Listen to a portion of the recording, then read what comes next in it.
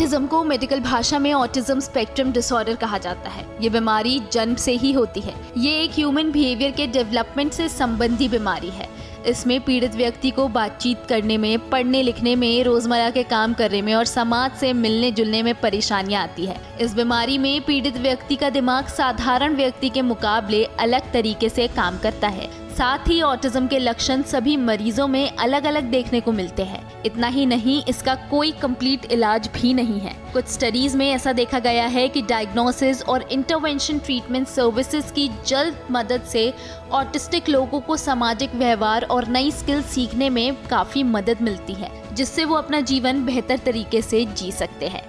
आपको बता दें कि ऑटिज्म के 3 प्रकार होते हैं। पहला प्रकार ऑटिज्म का ऑटिस्टिक डिसऑर्डर, ये सबसे आम बीमारी होती है। इसमें पीड़ित लोगों को बातचीत करने में और रोजमर्रा के काम करने में काफी दिक्कतों का सामना करना पड़ता है।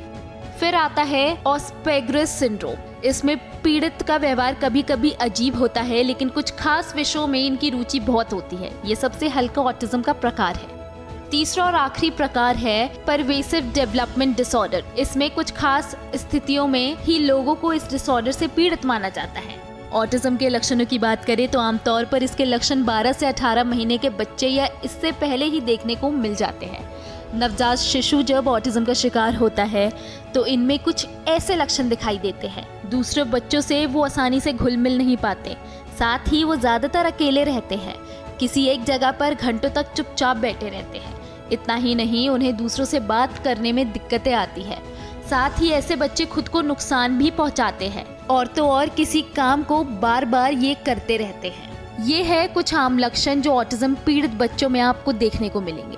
वही ऑटिज्म के कारण की बात करें तो अभी तक इसका कारण पता नहीं लग पाया है, लेकिन अलग अलग स्टडीज की माने तो ये बीमारी दिमाग के विकास को नियंत्रित करने वाले जीन की गड़बड़ी या फिर गर्भ अवस्था में वायरल इन्फेक्शन या हवा में फैले प्रदूषण कणों के संपर्क में आने से ही हो जाती है। आपको बता दें, ऑटिज्म के कुछ स्पेशल केसेस भी हो सकते हैं। अगर कोई बेबी प्रीमेच्योर है तो वो ऑटिज्म का शिकार हो सकता है। वही किसी के माता पिता उम्र दराज है तो वो बच्चे भी ऑटिज्म का शिकार हो सकते हैं। साथ ही प्रेगनेंसी के दौरान खाई गई कुछ दवाइयाँ जिसके साइड इफेक्ट के तौर पर आपका बच्चा ऑटिस्टिक हो सकता है। माना जाता है कि इन केसेस में बच्चों के ऑटिस्टिक होने के ज़्यादा चांसेस हैं।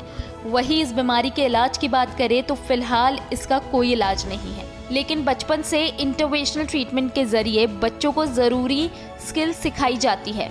इसमें थेरेपी और कई तरह के प्रोग्राम्स किए जाते हैं। इसमें दवाइयाँ काम नहीं करती, लेकिन एंटी एंजाइटी दवाइयाँ चिड़चिड़ापन, बार बार एक काम को करते रहना और गुस्से जैसी चीजें कंट्रोल करती हैं। ऑटिज्म जीवन भर रहने वाली बीमारी है। ऐसे में बच्चों को खास मदद की जरूरत पड़ती है। हालांकि उम्र के साथ इसके लक्षण कम हो जाते हैं, जिससे वो आगे चलकर एक आम जीवन जी सकते हैं। उत्तर प्रदेश की हर खबर से अपडेट रहने के लिए श्रेष्ठ यूपी को करें सब्सक्राइब, बेल आइकन दबाएं और देखते रहें श्रेष्ठ यूपी।